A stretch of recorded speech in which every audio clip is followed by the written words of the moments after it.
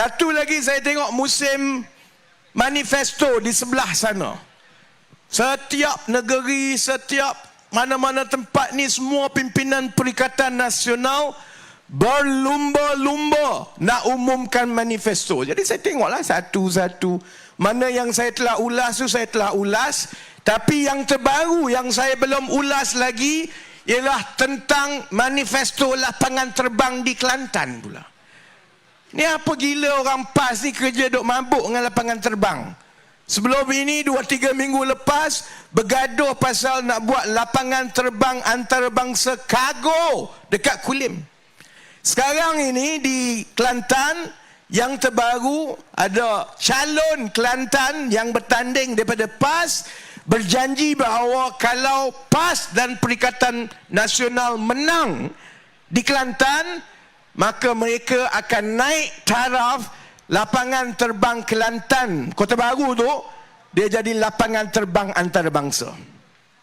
Korang saya peliklah semua tak gelak. Korang faham tidak ada masalah ni kalau PAS berjanji yang dia boleh naik tarafkan lapangan terbang itu jadi lapangan terbang antarabangsa.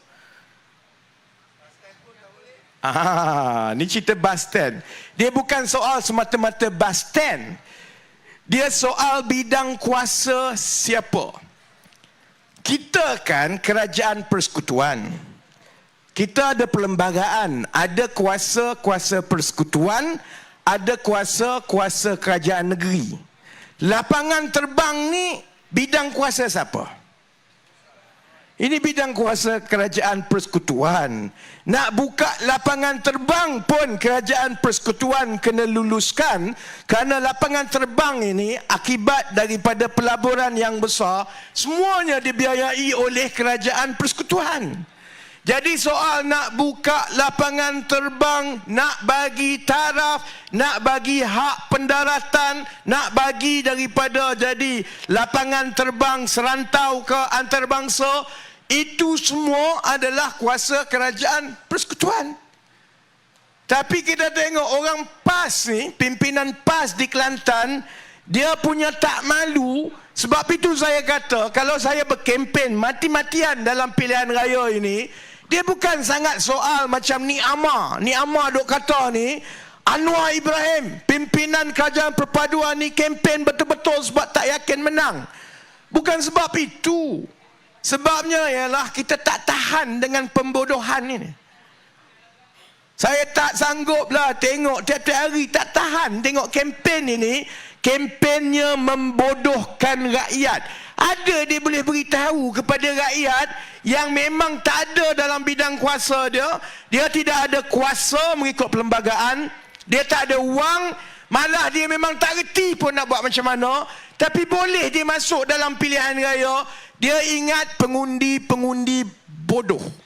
Sebab itu dia boleh janji kalau PAS menang, dia pandai-pandai naik taraf lapangan terbang Kota Baru jadi lapangan terbang antarabangsa. Baik Jadi sebenarnya kalau dia naik taraf sesuatu yang berkaitan dengan pengangkutan, sebenarnya natang apa yang dia boleh naik taraf yang dalam bidang kuasa dia? Stesen bas, stesen bas yang tidak melibatkan rentas negeri, itu adalah di bawah bidang kuasa kerajaan negeri. Jadi kalau betul lah Kelantan ni hebat, kalau pimpinan PAS dia betul-betul nak tolong rakyat, nak naikkan taraf pengangkutan di Kelantan, dia dah buat lama dah saudara-saudari. Sebab stesen bas di Kelantan itu adalah stesen bas yang paling antik sekali dekat negara ini.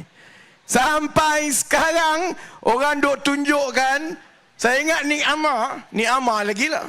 Ni Amar bila dia kena tekan bertalu-talu tentang prestasi kerajaan PAS dalam mentadbir Kelantan, dia pun dah tak aci lah banding dengan Selangor. Dia kata kenalah banding dengan Pahang, miskin sama miskin. Orang pun tunjuk Pahang tak ada lah kaya. Tapi stesen bas Pahang ni di Kuantan Central tu jauh lagi bagus daripada stesen bas yang ada dekat Kota Baru. Sebab stesen bas yang melibatkan pengangkutan dalam negeri, bukan rentas negeri, itu adalah di bawah bidang kuasa kerajaan negeri. Sebab tu bila orang tanya bab lapangan terbang, dia berani janji yang bukan dalam bidang kuasa dia untuk dia naik taraf sebagai lapangan terbang antarabangsa. Sebab saya dah tahu dah. Contohnya, kalau dia minta, dia kata dia nak minta, memang dia tak ada niat nak buat dan takkan jadi pun, cuma mudah untuk disalahkan kerajaan persekutuan. Macam Sanusi salahkan kerajaan persekutuan.